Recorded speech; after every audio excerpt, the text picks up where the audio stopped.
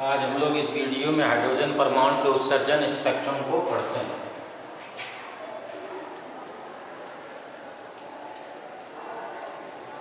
Hydrogen परमाणु का उत्सर्जन स्पेक्ट्रम।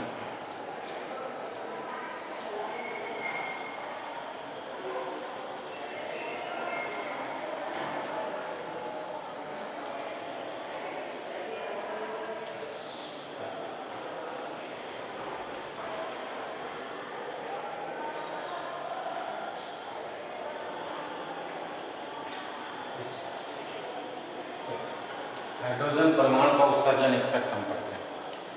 तो सर्वप्रथम वैज्ञानिक बामर ने हाइड्रोजन परमाणु का उत्सर्जन स्पेक्ट्रम देखा। उन्होंने देखा कि हाइड्रोजन परमाणु से उत्सर्जित विकिरण का यदि स्पेक्ट्रम देखें तो काली पृष्ठभूमि के ऊपर, जैसे ये ब्लैक बोर्ड है, काला पृष्ठभूमि है इसका, तो काली पृष्ठभूमि के ऊपर अनेक चमकीली रेखाएं प्राप्त होती हैं। इस तरह से चमकीली रेखाएं इस तरह से प्राप्त होती हैं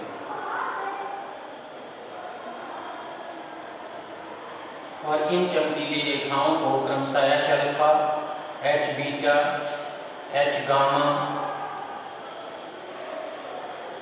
H डेल्टा आदि रेखाएं कहा जाता है। और इन रेखाओं की विशेषता यह होती है कि यदि हम बाएं ओर से दाईं ओर जाएं, अर्थात स्पेक्ट्रम के एक भाग से दूसरे भाग की ओर जाएं, तो इन रेखाओं की चमक घटती जाती है और साथ ही इन रेखाओं के बीच की दूरी भी घटती जाती है और अंततः रेखाएं दिखाई देना बंद हो जाता है। तो इसे हाइड्रोजन परमाणु का उत्सर्जन स्पेक्ट्रम कहा जाता है। और इन रेखाओं को, ये रेखाएं सभी मिलकर एक श्रेणी बनाती हैं। इस श्रेणी को बामर, वैज्ञानिक बामर के नाम पर या उनके सम्मान के लिए इस श्रेणी को बामर श्रेणी कहा जाता है। तो ये है हाइड्रोजन स्पेक्ट्रम में पाई जाने वाली बामर श्रेणी। और बामर श्रेणी हाइड्रोजन वो स्पेक्ट्रम के दृश्य भाग में होती है, अर्थात इसकी अधिकांश रेखाएं दृश्य भाग में होती है, दिखाई देती हैं। और वैज्ञानिक बामर ने इन रेखाओं को प्राप्त करने के लिए एक फार्मूला बताया कि 1/λ बराबर r ब्रैकेट में 1/2 स्क्वायर माइनस 1/n स्क्वायर से हम किसी भी रेखा की तरंगदैर्घ्य की गणना कर सकते हैं। जहाँ पर n बराबर 3 रखने पर पहली रेखा की तरंगदैर्घ्य निकल आती है, H अल्फा की तरंगदैर्घ्य निकल आती है, n बराबर 3 H अल्फा के लिए, n बराबर 4 ये H बीटा के लिए हो जाता है, बीटा रेखा की तरंगदैर्घ्य निकल आती है, n बराबर 5 रखने पर H गामा रेखा की तरंगदैर्घ्य निकल आती है और H बराबर 6 रखने पर जो H डेल्टा रेखा की तरंगदैर्घ्य निकल आती है। इसी प्रकार हम n बराबर और रखकर विभिन्न रेखाओं की तरंगदैर्घ्य की गणना कर सकते हैं। तो H अल्फा की जो तरंगदैर्घ्य होती है वह 63 एंगस्ट्रॉम के करीब होती है और यह 4861 एंगस्ट्रॉम होती है और ये 18 एंगस्ट्रॉम ऐसे करीब होती है और लास्ट की जो होती है वो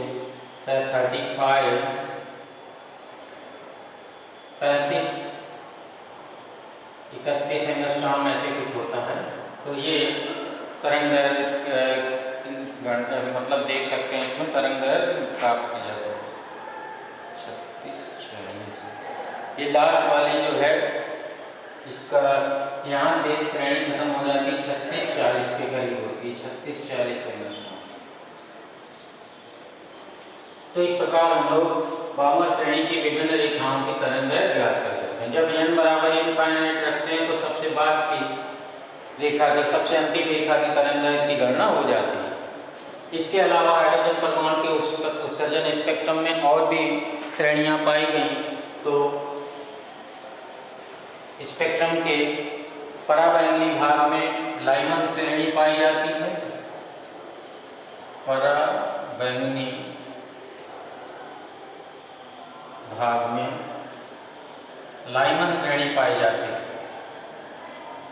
और लाइमन श्रेणी की किसी रेखा की तरंगदैर्घ्य हम लोग 1/λ बराबर 1/r ब्रैकेट में 1/1 स्क्वायर माइनस 1/n स्क्वायर, जहाँ पर n बराबर 2, 3, 4, 5 रखकर हम लाइमन श्रेणी की किसी भी रेखा की तरंगदैर्घ्य ज्ञात कर सकते हैं।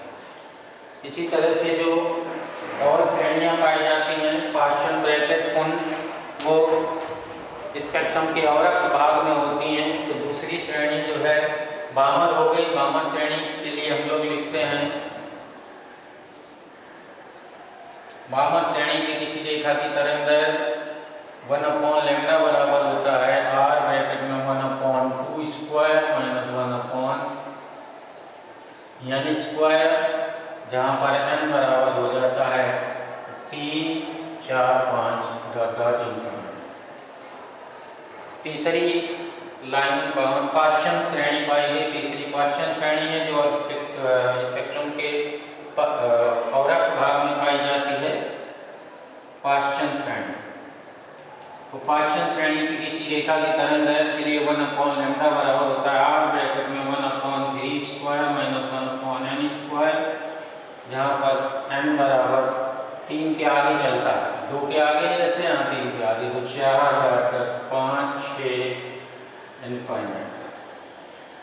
तो इन श्रेणियों में जब ये 4 रखेंगे तो इसमें पार्शियल श्रेणी की पहली रेखा की तरंगदैर्घ्य आएगी और इनफाइनाइट रखने पर पार्शियल श्रेणी की अंतिम रेखा की तरंगदैर्घ्य आएगी और इस प्रकार पार्शियल श्रेणी समाप्त हो जाएगी। तो n बराबर इनफाइनाइट के लिए श्रेणी सीमा कहलाती है, अंतिम रेखा की तरंगदैर्घ्य ज्ञात करने के लिए यूज किया जाता है। तो partial Lyman bound, partial bracket और फुन। अब ब्रैकेट श्रेणी हम लोग, ब्रैकेट श्रेणी चौथी है।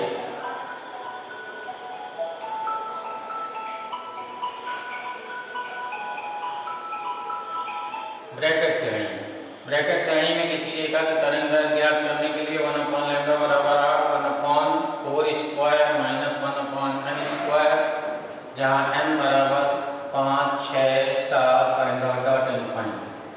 तो इसमें n बराबर 5 रखने पर ब्रैकेट श्रेणी की पहली रेखा की तरंगदैर्घ्य ज्ञात हो जाती है, n बराबर 6 रखने पर दूसरी और n बराबर अनंत रखने पर अंतिम रेखा की तरंगदैर्घ्य ज्ञात हो जाती है। 5 में फुन श्रेणी है।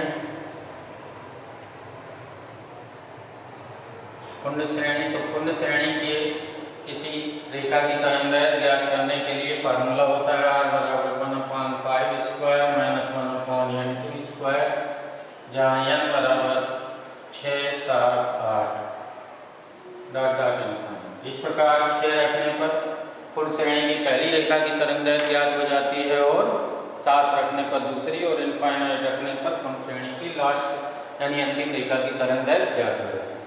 तो ये है हाइड्रोजन परमाणु का उत्सर्जन स्पेक्ट्रम। तो इसमें 5 श्रेणियां होती हैं, लाइमन बामर, पार्शियल ब्रैकेट, फुन। लाइमन श्रेणी पराबैंगनी भाग में होती है स्पेक्ट्रम के, बामर श्रेणी दृश्य भाग में होती है और बाकी पार्शियल ब्रैकेट फुन श्रेणियाँ ये तीनों अवरक्त भाग में होती हैं। तो इस प्रकार 5 श्रेणियाँ इसमें पाई जाती हैं।